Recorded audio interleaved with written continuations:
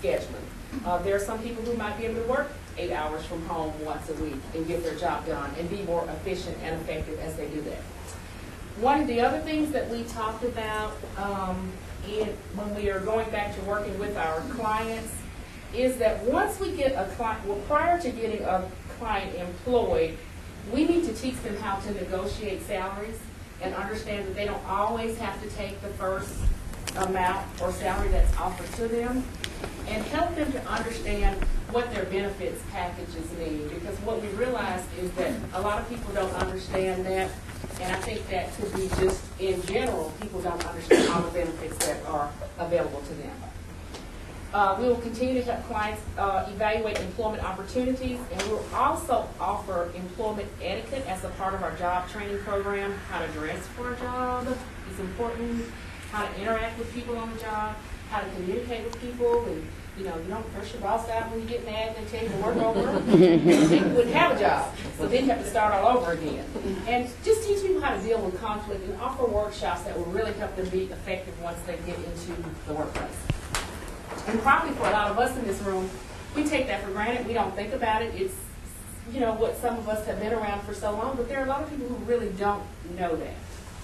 And we talked about creating mentoring programs for our clients and for our clients that are seeking jobs, and help them realistically understand expectations in the workforce and in relation to careers. And when you start a job, you can't go in and be the CEO usually. I think that kind of start at the bottom and work your way up. And the mentors would bring the potential the job seekers into the workforce and actually let them see, what a day is like at your job. Because probably for some people, once somebody follows you around for a day, they may not want to do what you do. So we really want to give them that opportunity and let them figure that out on the front end instead of on the back end. All right, questions or comments?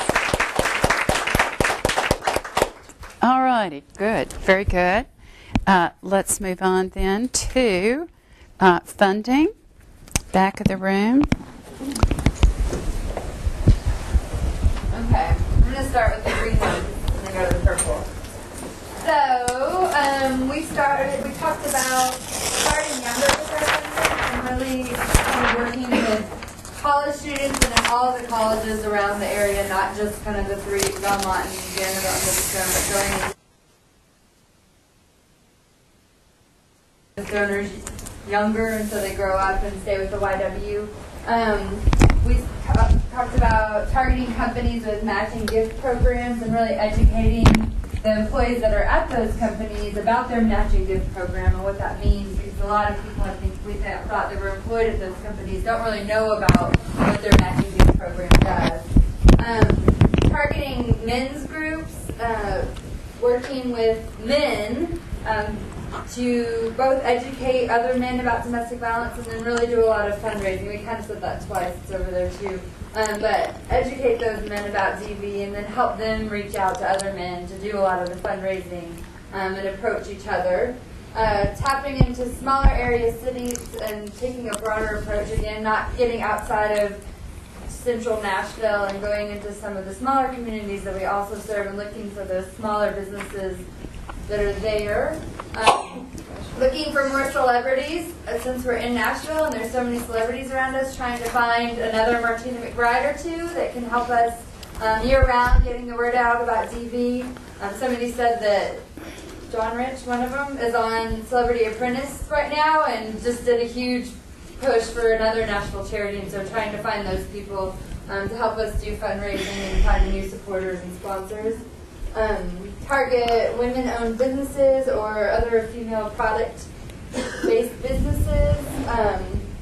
Knock on more doors and really work on advancement, which is what I'm here for, but taking that area. And then over there, really combining our outreach opportunities with fundraising. So when we go and we speak to a group of 5,000 women or whatever, giving them an opportunity after they've been moved from that to donate at the end.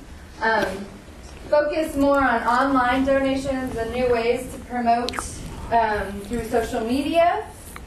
Bigger and more personal thank yous and really working on that thank you process so it's more personalized so people want to continue to give in the future. Targeting private schools for Girls Inc. and really going into specific funding and going into those private schools and working with them, either developing those Girls Inc. programs there or getting the private schools to help fund the ones in the public schools.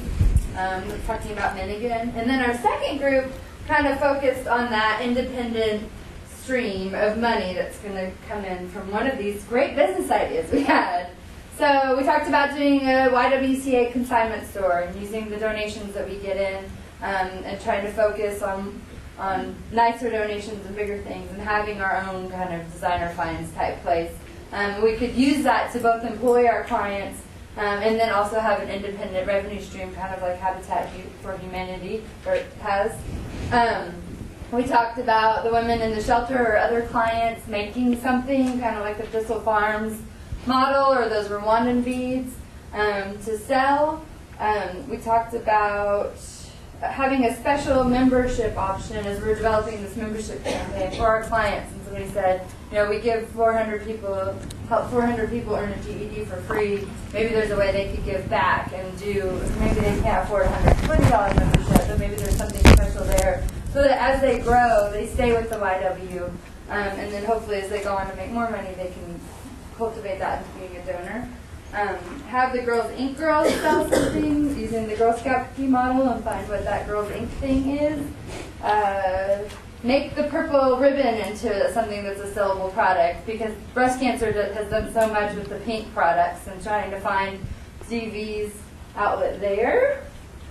Having some sort of nonprofit store, kind of taking that 10,000 Villages model and using it. Maybe we combine with Thistle Farms and Connexion America's Coffee and all that and have a whole nonprofit store and we have our own product. And then we can also use that to train our women in small business and how that works too and grow it that way.